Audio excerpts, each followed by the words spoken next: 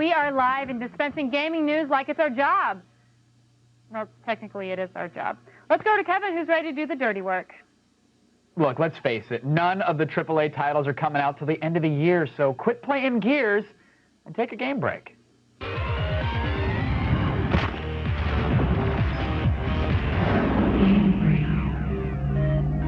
Joining us once again, X-Play's Morgan Webb. Thank you for dropping by, Morgan. Always a pleasure. Are you rested from E3? Very rested. Okay, good. I'm glad to hear that. In a minute, we're actually going to talk about Peter Moore's exodus from Microsoft, what the impact on the industry is going to be, how it'll affect the consumers at home. But first, you got some gaming news, right? I sure do. Let's do it. Okay.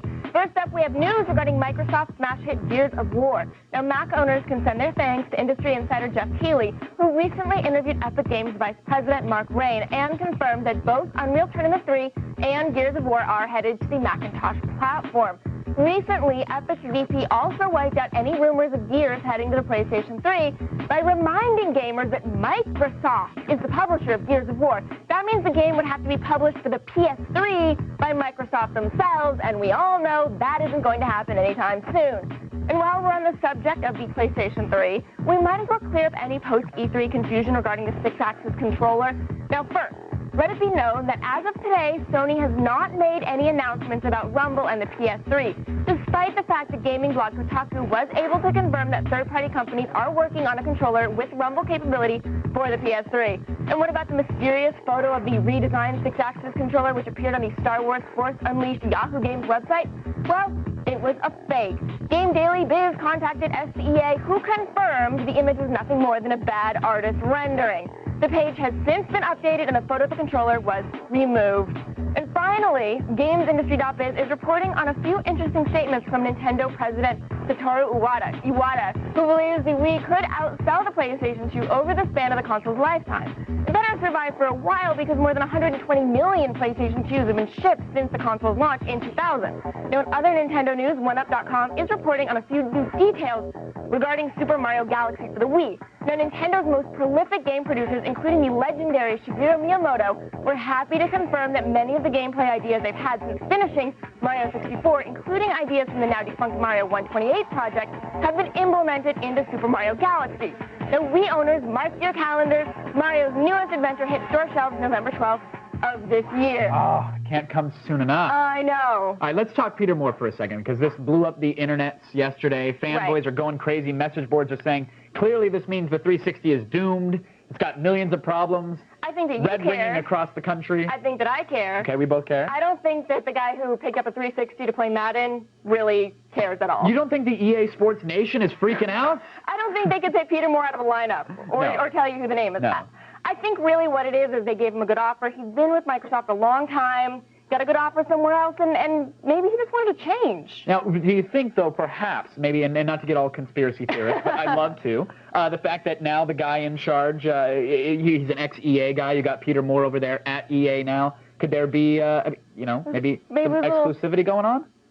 I think that everybody in the industry knows each other. I think Peter Moore is especially valuable because he knows everybody. He already knew everybody at EA. There's all these back pocket deals going on anyway. I think that, the game industry is run by these sort of backroom deals, and it's going to continue to be that way. I don't think this is going to change anything. So if you're Sony right now, you're not completely freaked out? You're not worried that maybe you'll never see 60 frames a second in Madden on the PS3? No, because the thing is, EA is going to make games for whatever console is going to sell, and they're going to make games for Sony, and they're going to make games for whoever will, move. So you think Microsoft's buying EA? Just say it. Just admit it, Morgan. No. No? And you don't think this isn't going to affect John Q. Consumer when they go to their Best Buys or their Walmarts or any place? No. All right, well, that's good to hear then. So calm down, people. Yeah, relax, it's going to be okay. You just coddled a nation, Morgan. Thank you for that. That's what I do. We appreciate it. Morgan Webb, everybody. Now, if you need even more, just remember, G4 is the first network with a website optimized for the Wii's internet browser. So now you have access to all of G4's exclusive web content, including streaming videos, photos, game reviews, and more. So just fire up that Wii browser and log into g4tv.com/Wii if you want to check it out. Now, before you go, now it's actually time for the only news you need to know, and here it is in the feed. Thanks, guys. I'm Layla Cayley, and it's time to start the feed.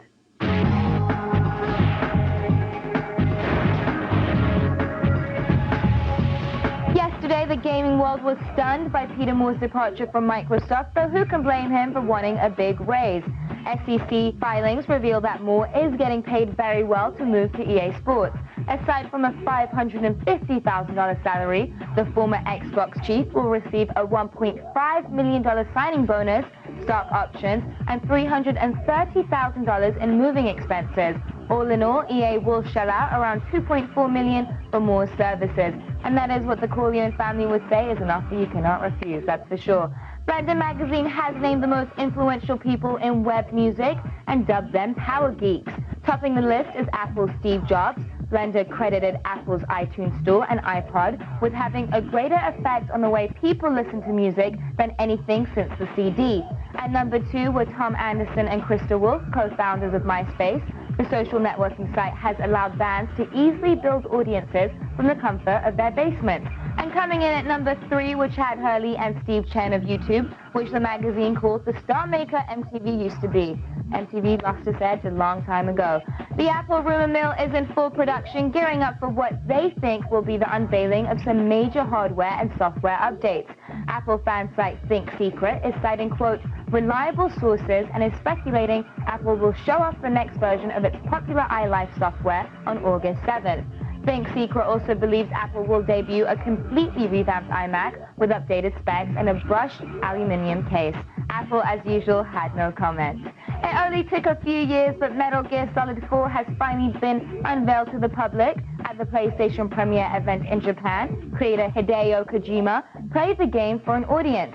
It was revealed that Snake can now take weapons from enemies, roll sideways, and hide in barrels. The game will have third and first-person views, and players will use the 6-axis motion controls to aim the crosshairs. Kojima also revealed that he's developing Metal Gear Online for the PS3, and we'll find out more at the Metal Gear 20th anniversary event later this week.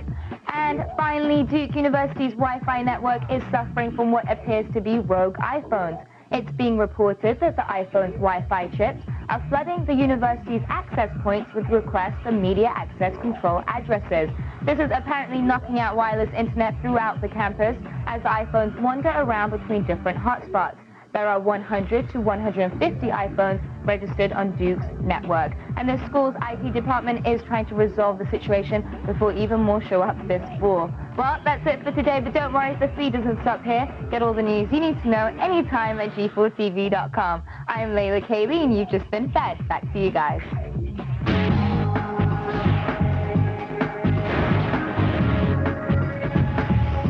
All right, thanks, Layla. And we've got some breaking movie news, our friends here. Our very own Blair Butler scored an exclusive interview with Kevin Smith last night and got the scoop on his next 2 films. Silent Bob talks about his upcoming horror film, Red State, as well as his new script, Zach and Miri Make a Porno. Yeah, that's right. You'll hear plot details, casting news, and more. Just go to g4tv.com/AOTS if you want to see this exclusive interview right now. Now, you guys don't go anywhere. We've got more Attack of the Show coming up right after this short break. Or do we? We do. Oh, great. You just ruined the surprise. I mean, we have a lot more, actually. The iPhone has impressed